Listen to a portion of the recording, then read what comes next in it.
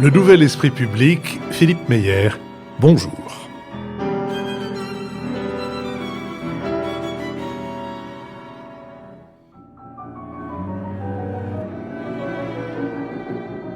Bonjour, merci de nous avoir rejoints pour ce nouvel esprit public. Et qu'est-ce que le nouvel esprit public ? Eh bien, si j'en crois l'un de nos auditeurs, c'est une émission qui réconcilie avec le journalisme. Dans le brouhaha médiatique, c'est une suspension dans le temps où on s'écoute, on se contredit avec respect, on alimente sa réflexion personnelle à la lumière de celle des autres. Si je vous ai lu cette flatteuse appréciation, c'est... Non, je ne l'ai pas écrite sous un pseudonyme. C'est pour vous rappeler que la saison du soutien, la saison des contributions volontaires est arrivée, que d'ici le 31 décembre, il vous reste quelques semaines pour procéder soit à un don mensuel, exonéré fiscalement jusqu'à 66%, soit à un don ponctuel. Pour cela, rendez-vous sur notre site, cliquez sur l'onglet « Soutenez-nous » et choisissez votre mode, votre montant. Une contribution mensuelle de 30 € ne vous reviendra qu'à 10 €.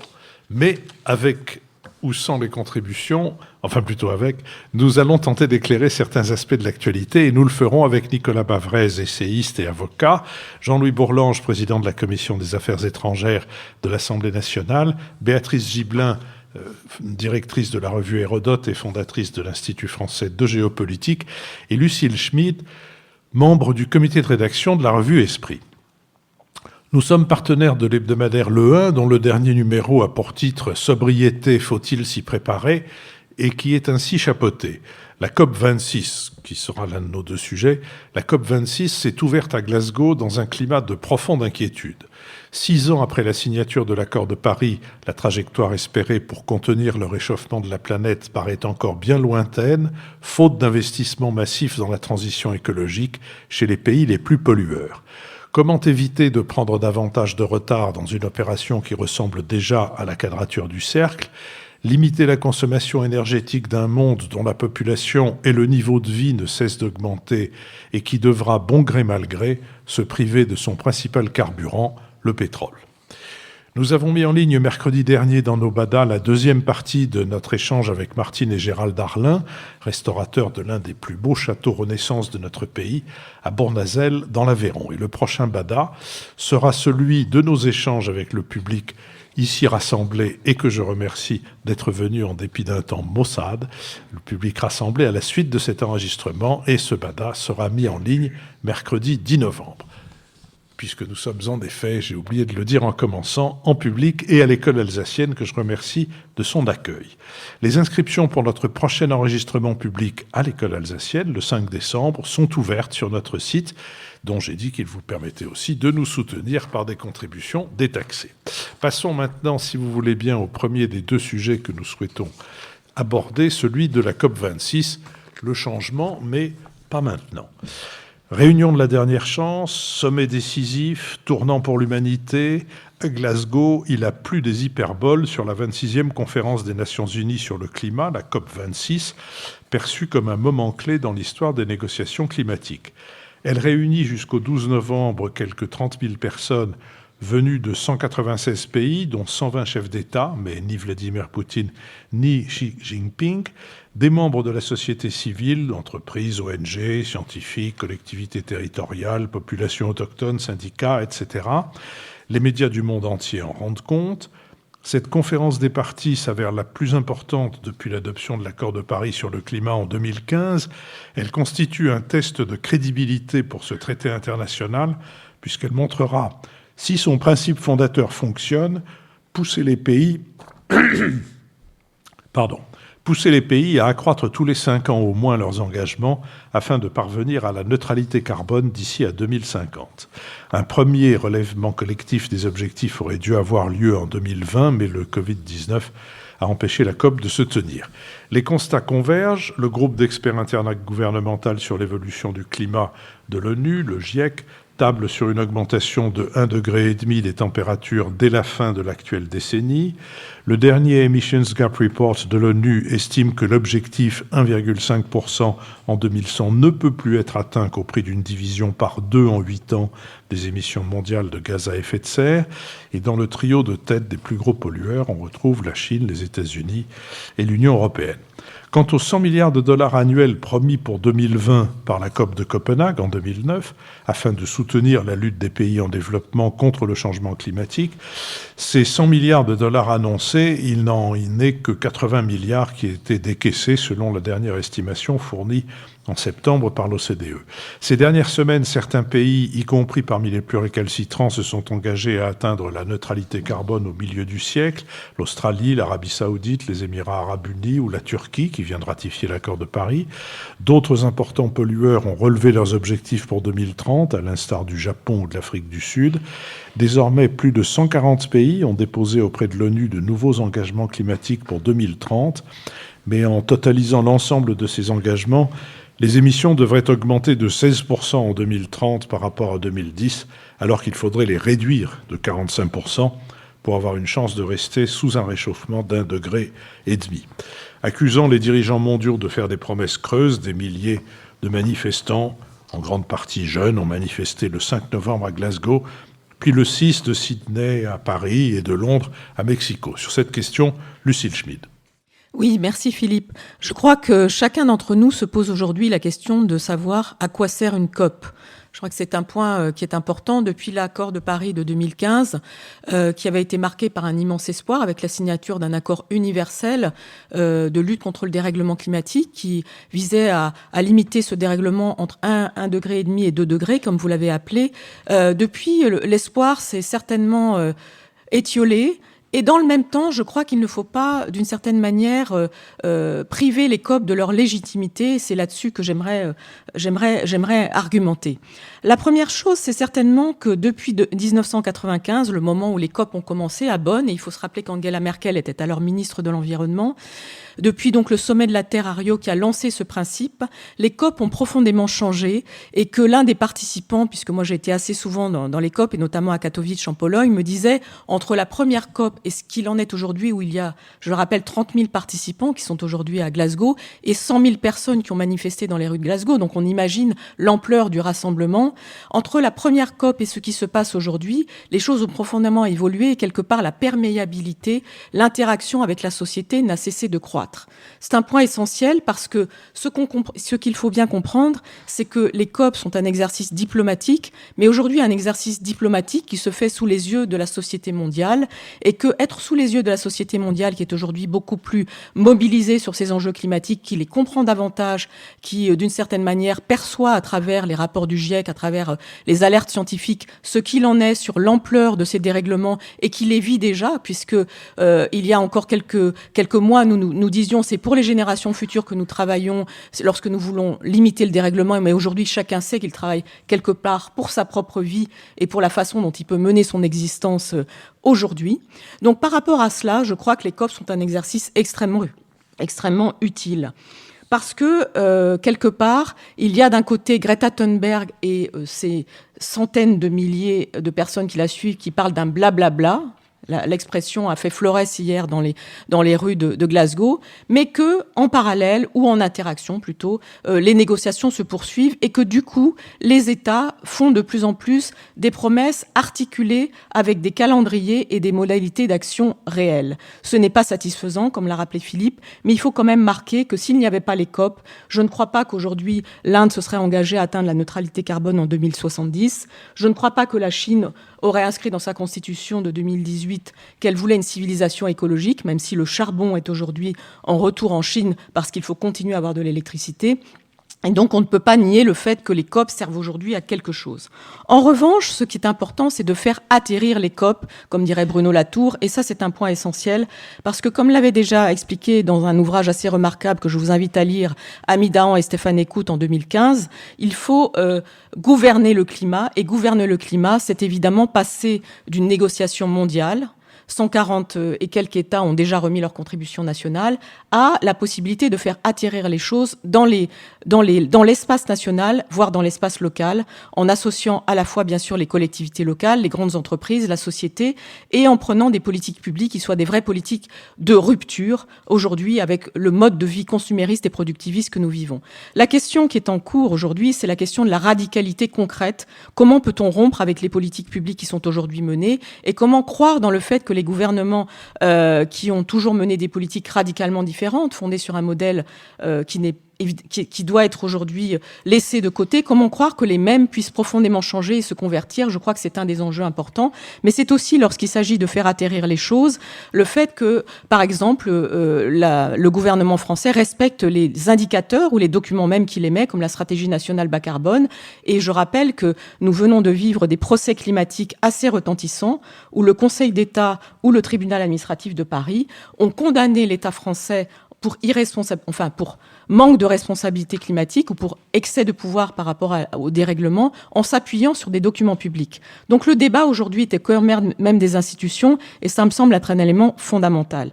Dernier point pour ne pas être trop longue, aujourd'hui la diplomatie climatique me semble être un élément de la puissance. Et il me semble assez intéressant que Joe Biden, lorsqu'il a été élu aux États-Unis, son premier acte politique a été de réintégrer l'accord de Paris, et que il y a quelques jours, à la tribune de Glasgow, la première chose qu'il ait faite, c'est à la fois de s'engager d'une manière beaucoup plus forte, mais de dire aussi que, au fond, respecter l'accord de Paris, c'était relancer l'économie américaine, relancer les exportations vertes, et de condamner la Chine, qui n'était pas là, Xi Jinping, avec lequel il mène aujourd'hui une guerre froide 2.0, comme on dit, a été alpagué à la tribune de Glasgow pour des raisons climatiques, mais qui évidemment ressortent plus globalement d'un exercice de la puissance. Et là-dessus, je pense que dans notre débat, nous en parlerons, la question du rôle de l'Union européenne est fondamentale. Ursula von der Leyen porte le pacte vert depuis son élection à la tête de la Commission en 2019. Et aujourd'hui, l'Union européenne est un des acteurs les plus crédibles en ce qui concerne la lutte contre le dérèglement climatique. Nicolas Bavrez. Cette COP est effectivement très importante parce que c'est la première fois qu'on se penche concrètement sur une première évaluation de l'accord de Paris, parce qu'on est en sortie de Covid et qu'on a vu qu'il y avait un télescopage entre les préoccupations pour l'environnement et puis les préoccupations sanitaires. Et puis bien sûr, parce que pour l'instant, la situation est tout sauf satisfaisante, puisqu'on est plutôt sur une trajectoire de hausse des températures de 2,7 à 3 degrés d'ici à la fin du siècle. Donc, pour compléter ce que vient d'indiquer Lucille Schmitt, moi je voudrais essayer de repartir un peu finalement de ce qu'on pouvait considérer comme les 5 grands enjeux de cette conférence et de voir où on en est aujourd'hui, sachant qu'on est à la moitié de la conférence et donc il faut évidemment être prudent. Donc a priori, il y avait 5 grands enjeux. Quels engagements des États? Quelles mesures concrètes? Quelle solidarité avec le Sud? Quel rôle pour le marché des entreprises? Et est-ce que la coopération internationale survivait sur le climat ou est-ce qu'elle était télescopée par la nouvelle guerre froide entre les États-Unis et la Chine? Donc, engagement des États tout d'abord. C'est vrai qu'on a aujourd'hui 140 États sur les 191 signataires qui ont présenté des plans. La limite, c'est qu'ils représentent à peu près la moitié des émissions, ces 140 États, et qu'on a de très gros pollueurs qui posent des difficultés importantes. Donc la Chine et la Russie ont choisi de ne pas assister à la COP, en tout cas les chefs d'État ne sont pas présents. L'Inde a annoncé une neutralité carbone, mais pour 2070, ce qui est très insuffisant. Et puis on a des pays comme Russie, Brésil et Mexique qui annoncent des objectifs en fait qui sont des objectifs en deçà de leurs engagements précédents. Regardons maintenant les mesures concrètes. Alors les mesures concrètes, ce qui est intéressant, c'est qu'on a des thèmes majeurs qui sont abordés et sur lesquels on a quand même des progrès. Le premier thème majeur sectoriel, la sortie du charbon. Limite, c'est qu'on n'a que 46 pays qui se sont engagés et que tous les plus gros producteurs et consommateurs ne sont pas dans les signataires. On pense évidemment Chine, Inde, Australie, États-Unis. Méthane, même chose, c'est un point très important parce que le méthane a une durée de vie courte et il contribue beaucoup au réchauffement. Donc si on progresse, on peut vraiment avoir des effets à court terme. Là aussi, il y a eu un accord à 103 pays, mais on n'a ni la Chine, ni l'Inde, ni la Russie qui font L3 ou 33% des émissions. Troisième dossier qui a avancé, la déforestation, mais là encore avec des positions ambiguës du Brésil ou de l'Indonésie qui sont des pays assez clés. Et en fait, il y a un espace qui est vital et curieusement qui n'a jamais été vraiment traité par les COP, c'est l'océan.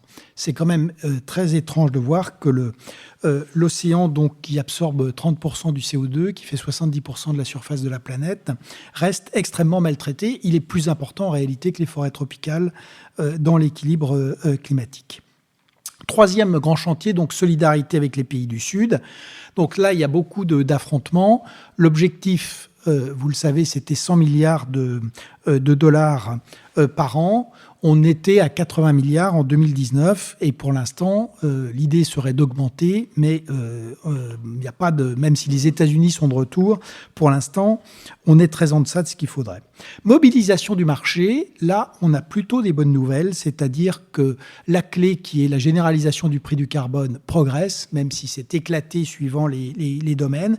Et surtout, on a un vrai mouvement du côté des grandes entreprises et des banques, c'est-à-dire que ce qui était du greenwashing devient aujourd'hui des engagements qui sont des engagements véritables avec des comptabilités carbone et des audits qui sont réalisés. Et là-dessus, il y a un vrai changement. Dernière chose, la coopération internationale. Là, c'est sûrement le point le plus préoccupant parce qu'en réalité, le climat maintenant est bel et bien otage de la dégradation des relations et de la dégradation du système international, de l'explosion des institutions et des règles.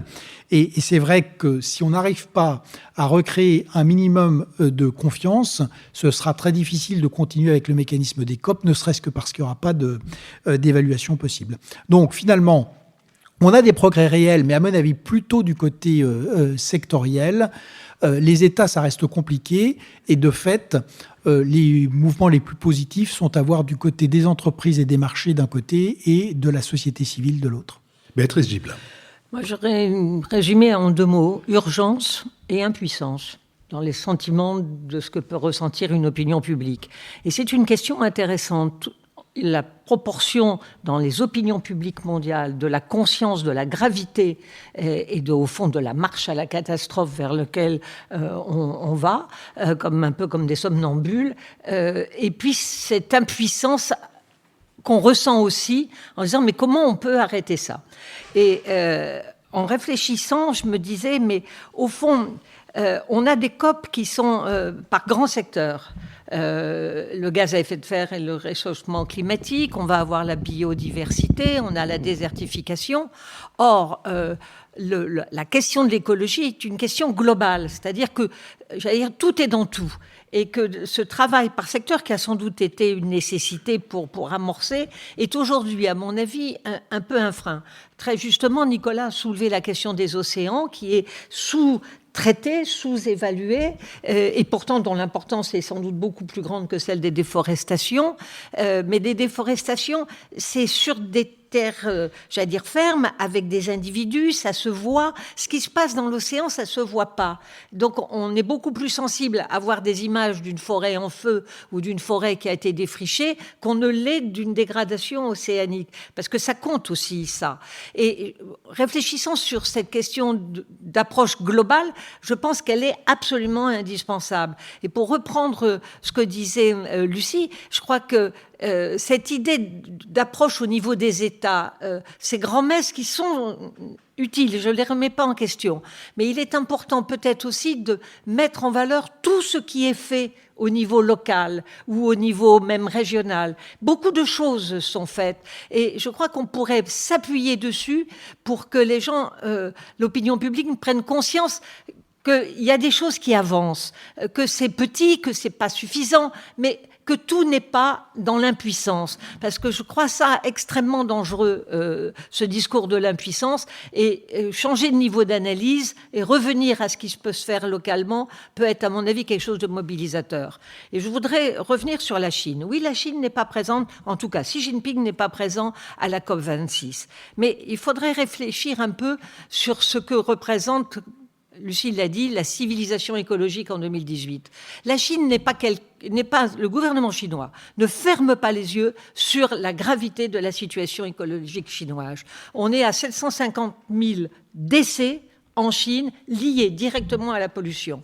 En ce moment, les écoles sont fermées dans le nord de la Chine pour des raisons de pollution. Donc il y a une réelle prise de conscience de la gravité de la situation aujourd'hui dans le domaine de l'écologie en Chine. Et on n'a pas soulevé cette question qui me semble, de mon point de vue, extrêmement importante, c'est comment la révolution numérique peut jouer un rôle dans le traitement, j'allais dire, de ces grandes questions des défis écologiques. Et je pense que la Chine nous surprendra. C'est-à-dire que dans une société de contrôle, comme est la société chinoise aujourd'hui, le développement du numérique permet de tracer tout à chacun, et tous ceux qui ne seront pas dans la norme du respect écologique seront sévèrement, j'allais dire, contrôlés et étancés. Et je pense que la révolution numérique est un des atouts de l'aide à la réponse aux défis écologiques. Et cette complexité très forte des systèmes écologiques, on ne peut les analyser que grâce au big data. Et si la météo est devenue aussi précise dans ses prédictions, c'est grâce effectivement aux révolutions numériques. Je vous demande d'y réfléchir parce que je pense que c'est quelque chose qui est très important dans l'avenir. Jean-Louis Bourlanges. Oui, moi je crois effectivement que la COP c'est très utile. C'est très utile parce qu'il faut parler de ces choses. On a maintenant, je crois qu'il y a un consensus un double consensus, triple consensus qui s'est dégagé. Premièrement, le réchauffement climatique est une réalité indiscutable. Deuxièmement, l'activité humaine, c'est ce qui relève du rapport du GIEC qui est paru il y a quelques mois, l'activité humaine est directement liée au développement d'émissions de gaz à effet de serre. Et troisièmement, il y a vraiment péril en la demeure. Ce qui est apparu dans les dernières livraisons, c'est que ce n'était pas quelque chose pour nos petits-enfants, ou nos enfants et nos petits-enfants. C'était quelque chose pour des gens de 40 ans, auront à gérer des situations très difficiles dans la seconde partie de leur vie. Donc ça change tout, ça. Ça change tout. Donc on en parle. Deuxièmement, tout le monde s'y met. C'est le deuxième avantage, ça a été signalé, notamment par Nicolas. C'est pas simplement les États, qui sont d'ailleurs pas très brillants, parce que quand on voit les contributions que la plupart d'entre eux, enfin que certains d'entre eux produisent, c'est quand même de la blague. Hein. Notre sympathique partenaire australien, M. Scott Morrison, quand on voit ce qu'il a publié ça, c'est vraiment rien. Enfin, c'est une espèce de déclaration sans aucune portée. Mais il n'y a pas que les États. Alors, il y a évidemment les opinions publiques. Alors là, moi, je suis un peu sceptique. Quand je vois 100 000, 200 000 personnes, on est quand même 7 milliards ou 8 milliards d'êtres humains. C'est quand même pas des mobilisations blabla, dit la grande prophétesse de la chose, mais elle-même, c'est quand même du blabla aussi. En revanche, ce qui est intéressant, au-delà de ça, c'est quand même la mobilisation de ce qu'on appelle le secteur productif. Ça, je crois que les grands groupes, tout un ensemble d'acteurs économiques majeurs sont vraiment orientés vers ça. Alors tout ça est positif. Et le troisième élément de positivité, c'est quand même la culpabilisation. C'est-à-dire qu'on voit bien qu'on aime et on chème, comme on dit en bon français, des gens qui ne font pas le travail, et ça crée quand même une espèce de mobilisation. Mais quand on a dit ça, on voit bien que ça ne fait pas la maille.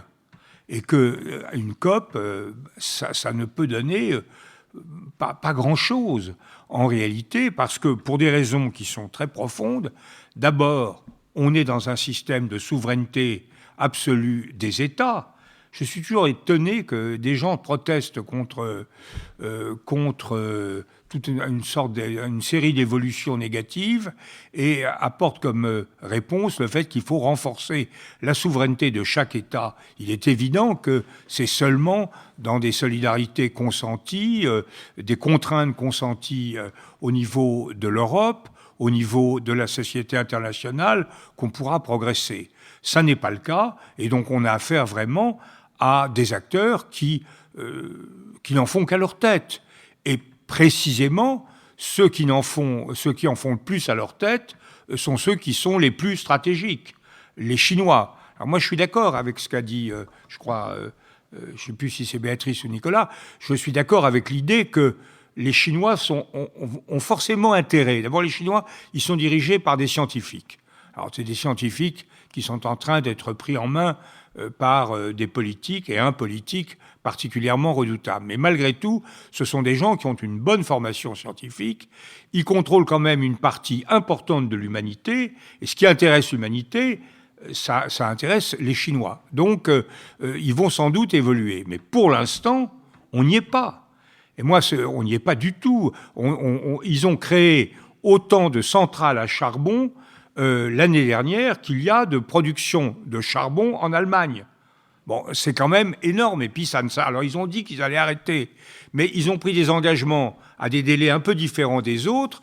Or, dans ces affaires-là, ce qui compte, c'est ce qu'on fait maintenant. C'est pas ce qu'on fera dans 20 ans, qu'on annonce. C'est comme l'amour. Philippe aime beaucoup dire il n'y a pas d'amour, il n'y a que des preuves d'amour. Il a raison, tout ce que dit Philippe est toujours bien. Et là, notamment, c'est vrai. Et là, voilà une preuve qui me va droit au cœur. Oui. Et donc, voilà. Bon. Alors, maintenant, moi, ce qui me frappe quand même, c'est alors l'Europe là-dessus, on est totalement dérisoire. On n'a pas de rôle. Nous prenons l'échelle européenne. En 2015, on produisait 10% des émissions carbonées en Europe, les 27. La France, 1%. Depuis lors, on a amélioré nos performances, on produit moins et le reste du monde produit plus. Donc, alors, on se donne le beau rôle en se disant, on essaie de se flageller en disant, il faut qu'on soit meilleur, il faut qu'on soit exemplaire. Mais c'est pas le problème. C'est pas le problème. On pouvait condamner, ce qui n'est pas forcément la phrase la plus à droite d'un membre du gouvernement, on peut condamner le pavillon individuel. Oui, c'est pas la phrase la plus à droite, on peut dire, la formule. Mais qu'est-ce que ça peut faire quand on a une création de centrales à charbon par mois ou par semaine, ça dépend de ce que je lis, c'est un peu variable, en Chine. Donc on est tout à fait à côté. Donc le problème pour nous, c'est pas simplement d'être exemplaire. Être exemplaire, si c'est pour affaiblir notre position commerciale, notre problème, c'est de peser sur l'action internationale, et on peut peser sur l'action internationale de deux manières. D'abord en soutenant une fiscalité du carbone mondiale, européenne peut-être, mais surtout mondiale. C'est sans doute plus facile d'y arriver sur le plan mondial, comme on a fait sur l'impôt comme on est en train de le faire pour l'impôt sur les multinationales, etc. On doit arriver à avoir un prix mondial de carbone qui sera une discipline énorme. Et d'autre part, comme on l'a dit, en accentuant la solidarité avec les pays qui n'ont pas les ressources financières suffisantes pour mener la transition écologique. Mais c'est là notre responsabilité principale. Ça ne consiste pas à se battre la coulpe en permanence sur notre modèle de consommation. Ce n'est pas là que ça se passe ailleurs. Alors, dernière chose... Oui, dernière chose, le modèle est quand même pas clair, c'est ça que je veux dire. Et il change, mais l'urgence permet de changer. L'urgence permet de découvrir que le nucléaire, c'est nécessaire. Parce que le nucléaire, ça ne sera pas l'énergie du 22e siècle. Mais dans les 20 ans qui viennent, ça sera l'instrument qui nous permettra de lutter contre le réchauffement climatique. Alors, les OGM... la recherche scientifique, le nucléaire, tout ça, ce sont des diables pour les écologistes, et ces diables sont en train, plus ou moins, d'être réhabilités, mais on est quand même en face deux lectures, une lecture décroissanciste et une lecture aménageuse, et elles sont très difficilement compatibles. Ce dissensus nous gêne aussi profondément. Lucile Schmitt. Oui, moi je voulais compléter peut-être ce qu'on vient de dire sur 2-3 choses. La première chose, c'est certainement le rôle des sciences. C'est-à-dire que par rapport à ce que vient de dire Jean-Louis Bourlanges sur son scepticisme, sur la mobilisation sociale, ce qui est très intéressant dans l'interpellation qui est portée à l'égard des gouvernements, c'est qu'on s'appuie sur les rapports du GIEC, qui est quand même le mantra de Greta Thunberg et surtout de l'ensemble aujourd'hui des mobilisations de la jeunesse. Il y a une leader, mais enfin, ce sont des centaines de milliers de jeunes à travers le monde. Et donc cette question finalement de la manière dont on intègre les alertes scientifiques dans les processus de décision politique et dans la négociation diplomatique, c'est un des points essentiels. Je crois que d'une certaine manière, nous utilisons davantage les sciences là-dessus que la Chine, et que le sujet, c'est vraiment comment est-ce qu'on associe science et démocratie. C'est un vieux sujet en écologie, puisqu'on le sait bien, l'écologie au XIXe siècle, elle est née à la fois de manière scientifique et à travers une réflexion politique et puis des mobilisations associatives, par exemple, pour protéger la nature. La deuxième chose que je voulais dire, c'est évidemment la question européenne. Moi, je ne suis pas d'accord avec Jean-Louis Bourlanges sur le fait que nous sommes epsilonesques. Nous sommes très importants. D'abord, nous sommes les troisièmes émetteurs sur les GES à l'échelle mondiale. Bien sûr, il y a la Chine, il y a les États-Unis, mais l'Union européenne compte. Et le sujet, surtout, c'est que l'Union européenne, de longue date, a une tradition de travail avec les pays du Sud, qu'elle a une coopération internationale développée, que les pays de l'Union mettent la main à la poche par rapport au fonds vert qui est promis depuis Copenhague à 100 milliards de dollars par an et qui n'arrivent pas à monter parce que justement un certain nombre d'États sont radins, et on ne peut pas dire ça de l'Union européenne. Donc la question aujourd'hui à Glasgow, où il y a une forte tension entre les pays du Sud, notamment les pays africains et les pays du Nord, parce que le sentiment c'est que les pays du Sud continuent à dépenser énormément pour leur développement, pour maintenir leur niveau de confort, et que par ailleurs ils ne mettent pas la main à la poche lorsqu'il s'agit des politiques d'adaptation, parce que c'est un des points essentiels sur lequel il faut parler, c'est que c'est la géographie inscrite dans la politique, la question des dérèglements écologiques, c'est-à-dire qu'aujourd'hui, ce qui se passe, et ça avait été déjà dit en 2015, c'est qu'il y a des peuples qui sont engloutis. C'est que tous les États insulaires ont créé une coalition et qu'aujourd'hui, ils sont en train de tirer l'alerte, qui est une alerte vitale, qu'il y a des millions de migrants climatiques, etc. Donc là-dessus, je crois que l'Union européenne peut jouer un rôle important.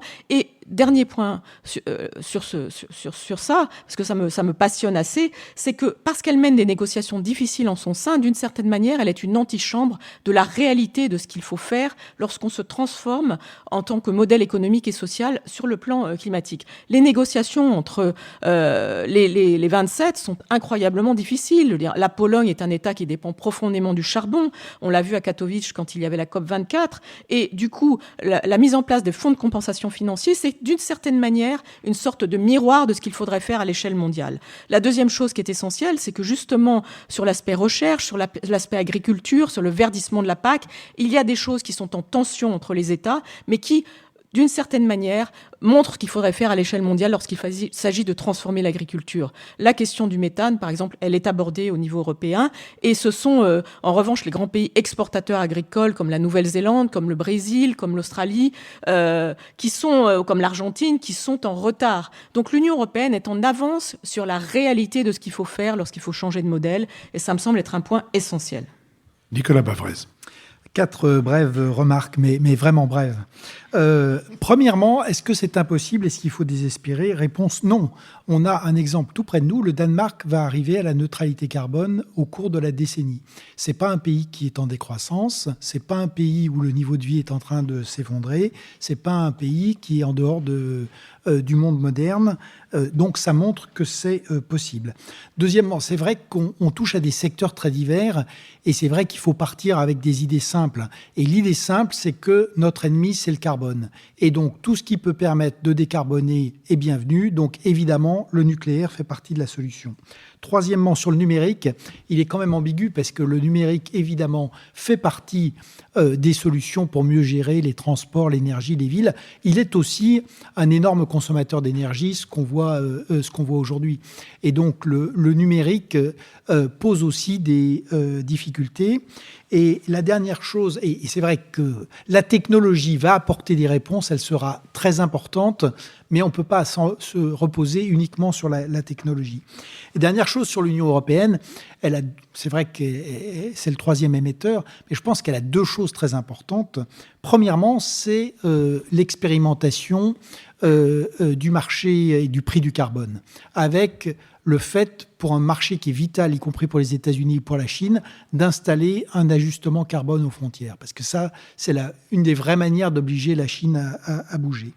Et la deuxième chose, c'est le Sud, parce qu'aujourd'hui, au-delà de l'insuffisance de l'effort, c'est vrai que les pays du Nord se sont plus intéressés à l'Asie parce que c'est plus rentable, qu'il y a des retours, qu'à l'Afrique.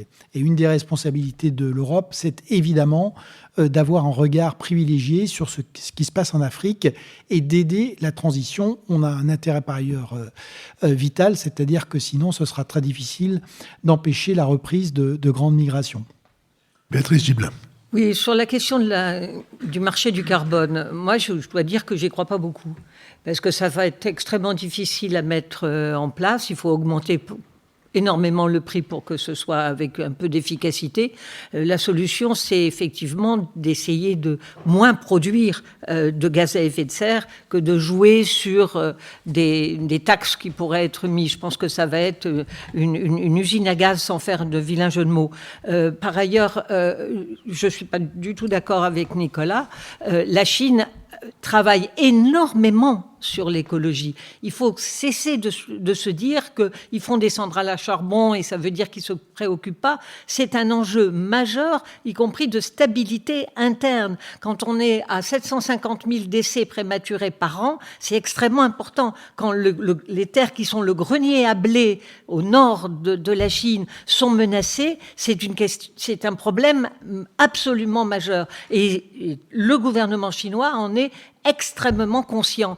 Alors, bien sûr que le numérique a besoin d'énergie et les endroits où on met les grands centres de big data, c'est très, très important et on ne peut pas les mettre n'importe où. Tout à fait d'accord. Mais la complexité, si vous voulez, des écosystèmes, grâce au big data et à la possibilité de gérer énormément de données, est quand même un atout pour essayer, j'allais dire, d'avoir des modèles un peu prédictifs sur ce qu'il faut faire. Alors oui, sur les villes, oui, sur les transports, mais pas seulement. C'est comprendre comment fonctionne l'extrême complexité des écosystèmes. Et ça, c'est au-delà seulement des villes et des transports. Donc je pense qu'il y a une révolution écologique à faire et que la révolution numérique risque d'aider à faire cette révolution écologique. Et quant au Brésil, Bolsonaro n'est pas éternel et la déforestation de l'Amazonie, on peut espérer que ça s'arrangera dans quelque temps.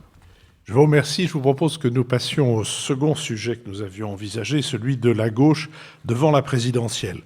3 des 5 candidats déclarés plaident pour l'union, mais chacun revendique le leadership. Jean-Luc Mélenchon, parce qu'il est en tête dans les sondages. Anne Hidalgo, parce qu'elle représente l'opérateur historique de la gauche. Yannick Jadot, parce que la question écologique est devenue centrale. Fabien Roussel, présenté par le Parti communiste, et Arnaud Montebourg, soutenu par la gauche républicaine et socialiste, font de la figuration. Selon un sondage Ipsos pour Le Parisien et France Info publié le 22 octobre, les 2/3 des sympathisants de gauche disent souhaiter une union de leur camp au premier tour, mais 64% d'entre eux ne croient pas que cela soit possible. C'est aussi ce que pensent 72% des Français. Le candidat de la France insoumise est celui qui semble avoir le plus de différences incompatibles avec ses concurrents. 62% des Français jugent qu'il a des différences incompatibles avec Anne Hidalgo, 58% disent que c'est aussi le cas avec Arnaud Montebourg et 57% avec Yannick Jadot. À l'inverse, 70% des Français pensent qu'Anne Hidalgo et Yannick Jadot ont des différences mais ne sont pas incompatibles ou n'ont pas tant de différences que cela. Dans un entretien accordé aux Parisiens à la mi-octobre, François Hollande avait jugé qu'à gauche, toutes les candidatures sont lilliputiennes. Sur cette question, Béatrice Gibelin. Je dirais que ce commentaire des sondages prouvent que les Français sont assez lucides. L'union de la gauche, on peut la souhaiter quand on est de gauche, mais qu'elle soit pour le moment inatteignable, me semble effectivement une évidence. Bon, pourquoi en fait on en est là?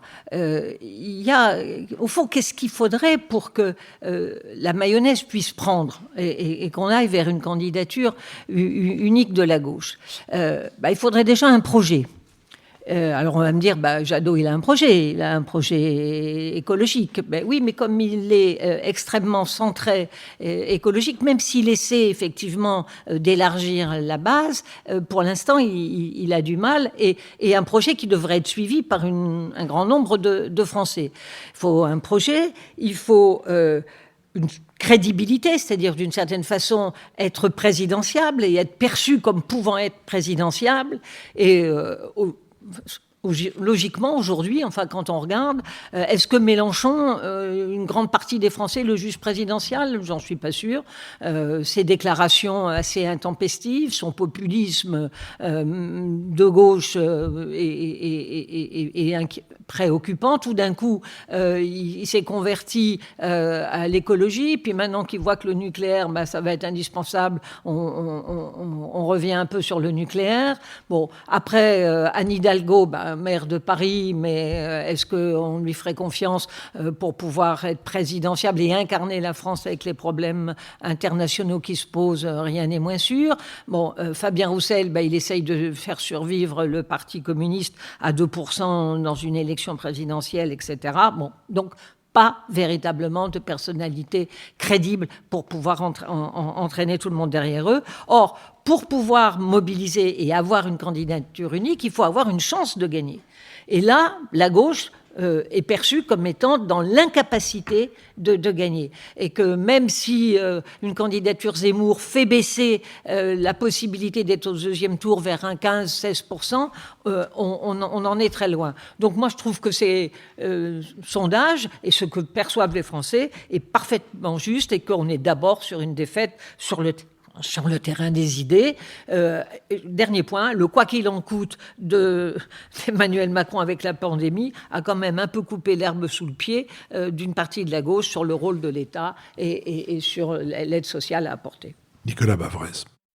Alors de temps en temps, c'est vrai que la politique ressemble à un problème mécanique. Donc l'étiage politique de la gauche n'a jamais été aussi faible, 28 à 30% des voix. Et on a un éparpillement entre 5 candidats sans véritablement d'espoir d'union. Et à partir de là, ça devient très difficile d'imaginer la gauche au deuxième tour de l'élection présidentielle, même si le seuil de qualification risque d'être assez bas. Et la situation est bloquée. Elle est bloquée par le fait, comme il a été dit, que d'un côté, on a une gauche radicale autour de Jean-Luc Mélenchon qui a un socle, mais qui est aussi un plafond de l'ordre de 11% des voix, et des candidats, de témoignages comme Monsieur Roussel. Et finalement, la seule dynamique de l'avenir, elle devrait être du côté des écologistes, parce que il y a les jeunes et qu'il y a un vrai renouvellement potentiel derrière, mais ça supposerait d'arriver à faire l'union, ce qui n'est pas le cas. Donc finalement, la gauche française, elle a ce problème électoral, mais derrière, fondamentalement, elle a un problème sociologique. Elle a perdu les classes populaires qui sont à l'extrême droite majoritairement, même si ça peut paraître bizarre, et les classes moyennes ou aisées, urbaines, qui sont plutôt du côté d'Emmanuel Macron. Il y a un problème politique majeur parce qu'effectivement, il n'y a plus de projet. Il y a des élus au plan local, mais il n'y a pas de projet au plan national. Et il y a surtout, me semble-t-il, c'est ce sur quoi je voudrais insister, c'est qu'aujourd'hui, la gauche a un vrai problème idéologique. C'est-à-dire qu'elle est non seulement éclatée entre les candidats et les partis, mais surtout, elle n'est plus d'accord sur des choses fondamentales. Est-ce qu'on est dans une logique de développement ou de décroissance ? Et là, le problème se cristallise autour, par exemple, du nucléaire. Est-ce qu'on est dans une logique d'ouverture ou dans une logique de souverainisme et de protectionnisme? Est-ce qu'on est du côté du social, pouvoir d'achat, ou du côté du sociétal? Et surtout, ce qui est devenu pour moi le clivage central, c'est est-ce qu'on est du côté des valeurs universelles et de la laïcité, ou est-ce qu'on est du côté du communautarisme et de la woke culture? Et ça, aujourd'hui, on voit que il y a donc sur tous ces plans, il y a vraiment des fractures qui sont très profondes. Alors, ce que je voudrais par ailleurs souligner, c'est que c'est une situation qui est quand même spécifique à la France, parce que on a longtemps dit que la gauche se portait mal partout, et en fait, c'est faux. Joe Biden a été élu aux États-Unis. Olaf Scholz est le prochain chancelier allemand, et avec une entrée des Verts dans la coalition, Pedro Sanchez dirige l'Espagne, Antonio Costa dirige le Portugal, même si on va avoir de nouvelles élections. Donc, quand on explique que le clivage gauche-droite appartient au passé et que la gauche également est nécessairement un résidu de l'histoire, quand on regarde, et en Europe du Nord aussi, les sociodémocrates sont souvent au pouvoir. Donc, si vous voulez, c'est une situation qui est une situation tout à fait française. Le dernier mot très rapide pour dire d'où ça vient du fait que François Mitterrand n'a jamais fait l'aggiornamento du Parti socialiste et que 84-86, c'est la plus grande période de libéralisation de l'économie française, mais elle n'a jamais été assumée politiquement. Et pour l'avenir, ce qui est compliqué, c'est ce qu'on voit en Allemagne, c'est qu'en réalité, c'est vrai que la dynamique, elle est du côté de l'écologie, mais l'écologie chez nous, elle reste malheureusement pour l'instant dans les limbes, parce qu'elle est encore une écologie de protestation, une écologie idéologique et pas du tout une écologie de gouvernement. Lucile Schmitt.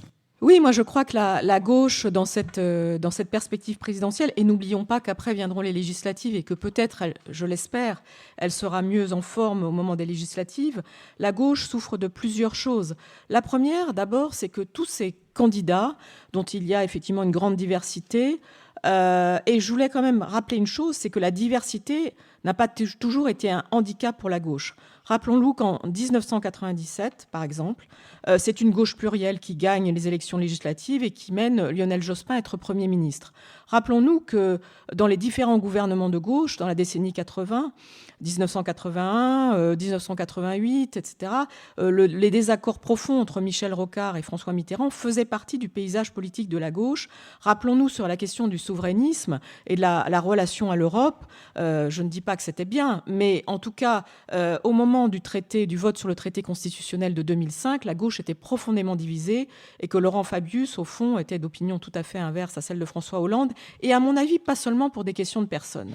Donc le sujet pour la gauche, de longue date, ça a toujours été de voir comment est-ce que sa diversité, sa capacité à rassembler des courants différents lui permettait d'être plus forte, de créer une dynamique, ou au contraire la décomposait. On est à l'évidence dans un moment de décomposition par rapport à cette question de la diversité, et sans doute aussi parce que, quelque part, je trouve que, moi je suis extrêmement déçue, il y a une sorte de foire aux idées permanente qui est sans doute liée à la façon dont les médias évoluent aussi, ou dont le débat politique ne se noue pas dans la profondeur. Mais si vous voulez, chaque jour, il faut multiplier par 2 le salaire des professeurs, il faut arrêter le nucléaire, etc. Chacun sent, lorsqu'il est un citoyen, même pas engagé, mais simplement rationnel, qu'on ne peut pas faire ce genre de proposition sans avoir expliqué dans une sorte de processus pourquoi on y arrive, et que ça ne relève pas du flux médiatique sur BFM. Donc la question, c'est au fond d'apparaître comme des candidats sérieux et légitimes. Je crois que les enjeux de pouvoir d'achat, je crois que la question de la politique énergétique, je crois que tout simplement affronter la question sociale pour la gauche, c'est fondamental, mais pas au fil d'une dépêche AFP ou pour contrer un concurrent parce qu'on veut gagner la bataille des sondages. Donc je termine juste là-dessus, Philippe. Le sujet, c'est évidemment de retrouver la profondeur des idées et pas seulement sur un coin de table, de faire un programme commun auquel je crains qu'on ne croit pas d'ici 6 mois. Jean-Louis Bourlange. Oui, écoutez, c'est très facile, le programme de gauche, je ne sais pas pourquoi, c'est très facile, ça comprend 5 points. La défense de l'état de droit, qui est menacée par Orban, par Zemmour, par un tas de gens. La défense de la laïcité, qui est menacée par l'obscurantisme.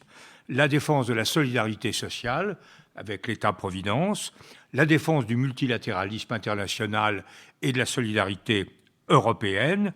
Et enfin, la responsabilisation des acteurs économiques et sociaux sur le plan écologique. Voilà un bon programme de gauche. Ce qui est ballot, c'est que c'est celui de Macron. Alors évidemment, ça pose un problème, et celui de Macron s'oppose trait pour trait au programme de Zemmour, identitaire, autoritaire, populiste, nationaliste, etc. Donc le clivage, il est là. Alors, la gauche, effectivement, elle est quand même un peu démunie. Du coup, elle est traversée, j'essaie d'aller très vite, Philippe, elle est traversée par des crises, des tensions, je crois que Nicolas l'a dit très justement, des tensions idéologiques fondamentales. Il y a la tension traditionnelle, on accepte ou pas l'économie de marché. elle est toujours là, avec notamment Mélenchon, qui est quand même dans une optique de rupture profonde par rapport aux logiques de l'économie de marché. On a une rupture très importante maintenant, alors là, qui gouverne toute la gauche depuis Descartes, c'est-à-dire ceux qui sont maîtres et possesseurs de la nature, c'est-à-dire le marxisme, l'action transformatrice par rapport à la décroissance. C'est donc quelque chose de tout à fait fondamental. Et enfin, une opposition entre radicalité, qui est de plus en plus islamiste, et laïcité. Alors, avec ces trois contradictions et des personnages lilliputiens qui essaient de naviguer là-dessus, évidemment, ça ne va pas du tout. Et comme dirait la candidate socialiste, avec de son ton de vulgarité avachie bien connu, ça va pas, non. Je vous remercie. L'heure a sonné de notre dernière séquence, la séquence des brèves. Je voudrais l'ouvrir en signalant le dernier film de Jacques Audiard sorti mercredi, Les Olympiades. Jacques Audiard est un cinéaste dont une des qualités pour moi admirables est de me surprendre chaque nouveau film. Et Les Olympiades sont un quartier de Paris qui n'existait pas jusqu'à ce que Jacques Audiard ait l'idée de rendre cette inexistence en choisissant de la filmer en noir et blanc. Dans un Paris qui a bien peu à voir avec Paris, 3 jeunes femmes et un jeune homme se croisent comme dans un dessin de Sampé. Et je me souviens d'un de ces dessins où l'on voit justement un jeune homme qui est seul chez lui, qui rêve d'une jeune femme qui est seule chez elle et qui rêve d'un jeune homme. Et la jeune femme dont rêve le jeune homme a les mêmes traits que celle qui est en train de rêver chez elle du jeune homme. Et lorsqu'ils sortent chacun de leur appartement et qu'ils se croisent dans la rue, aucun des deux ne sait comment se déclarer à l'autre et ils passent leur chemin. Bien, les héroïnes et le héros de Jacques Audiard font plus que se croiser, mais ils n'en passent pas moins à côté les uns des autres, sauf peut-être les deux plus déjantés, Nora, qui a cru que monter à la capitale lui offrirait une nouvelle vie, et Amber, qui gagne la sienne en monnayant ses charmes sur Internet. Audiard filme des vies modernes qui débutent, qui patinent, des rapports qui se retournent comme des gants, dans un non-lieu hautement cinématographique qu'est ce quartier des Tours des Olympiades, avec un humour que je qualifierais d'intransigeant, servi par des actrices et un acteur dont le choix montre une fois de plus l'intelligence de Jacques Audiard dans la distribution des rôles. Nicolas Bavrez. Moi, je voulais recommander la lecture d'un chef-d'œuvre de Mario Vargas Llosa. Ça s'appelle Temps sauvage. C'est l'histoire du coup d'État qui a été orchestré par les États-Unis au Guatemala en 1954, sous l'influence de United Fruit, contre le régime de Monsieur Jacobo Arbenz, qui était en fait un régime parfaitement démocratique, mais qui a été présenté comme un allié de l'Union soviétique à cause de la réforme agraire. C'est un livre superbe parce que d'abord c'est un très très grand roman avec des personnages à la fois d'une médiocrité et incroyablement terrifiants, de l'ambassadeur des États-Unis qui arrive en ayant orchestré la guerre civile en Grèce, jusqu'au patron de United Fruit ou au patron de la CIA, Forster, qui est aussi un actionnaire de United Fruit. C'est aussi extrêmement intéressant d'un point de vue historique parce qu'on l'a oublié. Che Guevara était au Guatemala en 1954 et Mario Vargas Llosa peut en parler lui-même parce que c'est l'attitude des États-Unis en 1954 qui a fait qu'ensuite on a eu Cuba et que en fait toute une partie de la gauche libérale après la Deuxième Guerre mondiale est devenue pour le coup une gauche soviétique. Donc ça explique comment les États-Unis ont largement gâché la démocratie et le développement en Amérique latine, degré d'incompréhension qu'on a pu retrouver vis-à-vis du monde arabo-musulman plus tard. Et puis il y a la dimension morale avec Vargas Llosa, c'est que derrière on a aussi des gens qui se battent pour la liberté, pour la dignité, pour leur dignité, pour la dignité des hommes. Béatrice Gibelin. Bien, moi, ce sera l'ouvrage de Denis Mukwege, ce chirurgien obstétricien qui répare les femmes, et qui a été prix Nobel de la paix en 2018, partagé aussi avec une jeune femme yézidi. Et c'est la force des femmes. C'est son engagement à réparer les femmes violées. C'est un livre vraiment autobiographique. Ça démarre effectivement sur sa petite enfance. Son père pasteur, comment sa mère s'est battue pour qu'il puisse vivre parce qu'il était très menacé à la naissance. Et ce livre est l'extraordinaire hommage au courage des femmes violées. Il écrit très clairement en disant un homme violé, il est détruit à jamais. Une femme violée va trouver la force, si elle est accompagnée, à essayer de se reconstruire.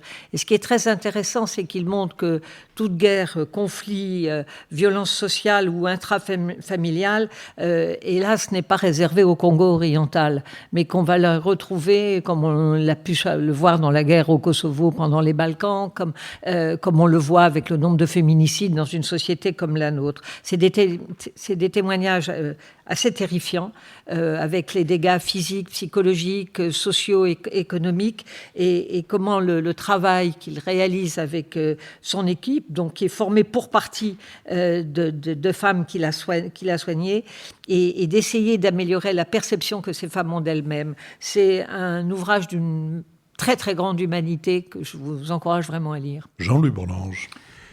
Oui, le docteur, vraiment un personnage tout à fait remarquable que à la Commission des Affaires étrangères de l'Assemblée nationale, nous l'avons reçu, nous soutenons tout particulièrement son combat à l'ONU notamment pour introduire la criminalisation et la poursuite des crimes contre les femmes, puisque ce qu'a démontré le docteur Mukwege, c'est que les violences faites aux femmes n'étaient pas le fait d'exactions de bandes de pillards épars, mais que c'était une arme de destruction massive contre des sociétés dont elles détruisaient la force économique, la cohésion sociale, la crédibilité morale, et tout ceci ne pouvait être reconstruit qu'à la condition d'avoir effectivement des poursuites pénales qui seules peuvent débarrasser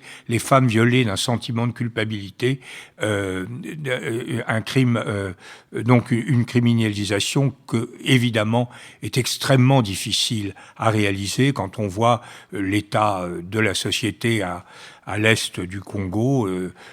C'est une affaire terrible. Alors c'était pas la brève, mais je voulais ponctuer nous allons à l'ONU dans quelques jours avec une délégation de ma commission et nous avons l'intention de porter, autant que faire se peut, cette parole et je voulais le dire. Alors moi je voulais recommander, je le ferai très vite du coup, le livre de Michel Duclos, qui est un peu le spécialiste de l'Institut Montaigne en matière de politique étrangère, la France dans le bouleversement du monde. Michel Duclos est un ancien ambassadeur, c'est un observateur attentif, très intelligent, très très brillant. Il fait une sorte de revue générale de la politique étrangère française au cours des 50 dernières années, et plus particulièrement des 5 dernières années.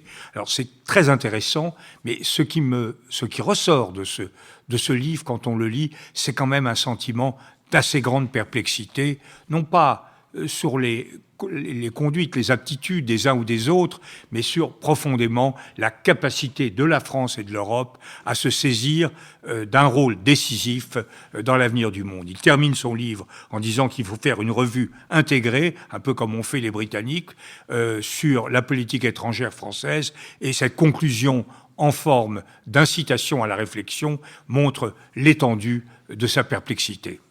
Lucille Schmitt. Oui, alors moi je vais aller aussi très très vite, comme chacun, mais en recommandant 2 livres. Alors le premier, c'est un livre de Cyril Cormier, que j'ai connu dans mes campagnes électorales et qui ensuite a été directeur des campagnes de Greenpeace, mais qui ensuite est parti et qui a écrit il y a quelques mois un livre très intéressant qui s'appelle « Climat, la démission permanente de notre maison brûle ». Vous savez, le discours de Jacques Chirac en 2002, je crois, ou 2003, à la Convention citoyenne pour le climat, ou en 2001 plutôt, et aux éditions Utopia. Donc lisez, parce que c'est très précis, ça remet les choses dans une profondeur historique. Et puis un livre très différent qui a été coordonné par Édouard Bergeon, qui a été le réalisateur du film qui a eu un très grand succès, Au nom de la terre, qui s'appelle « Cultivons-nous bien manger avec les paysans d'aujourd'hui ?» pour qu'on voit que l'écologie, c'est aussi le plaisir. Et pourquoi j'ai aimé ce livre ?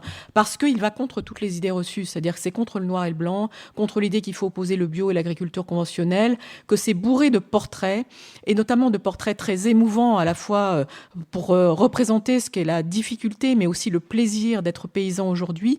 Il y a aussi des recettes de cuisine, et il y a beaucoup de choses sur qu'est-ce que c'est que le parcours, vous savez, justement, pour réintégrer quelque part le lien entre l'agriculture et la nourriture. On sait bien qu'aujourd'hui, sur cet enjeu-là, avec l'énergie, la question agricole, c'est devenu le grand sujet politique. Est-ce qu'on aurait pu s'en douter il y a 20 ans? Pas de la même manière, en tout cas. Et je trouve ce livre absolument palpitant. Je vous remercie. Je remercie l'école alsacienne qui nous a une nouvelle fois accueillis. Sophie Jacquin, avec qui cette émission a été préparée. Marc Hérès et Christian Sory qui en assurent l'enregistrement. Benoît Carré qui va en rédiger le compte rendu analytique, le compendium. Nicolas Tourneau qui se veille au site. Olivier Magloire qui veille aux plateformes de financement.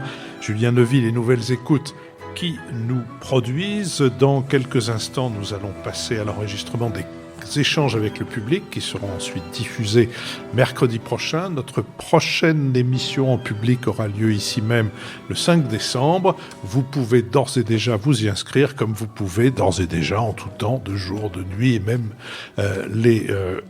pas seulement les mois en air. Vous pouvez nous soutenir en cliquant sur le lien « Soutenez-nous ». Merci au public qui est venu. Et les mois en air, ça coûte. Et je remarque à propos du public une chose, c'est que, comme on sait, la pandémie a l'air de reprendre, en tout cas dans un certain nombre de pays européens, mais aussi chez nous, plus gravement dans les pays européens.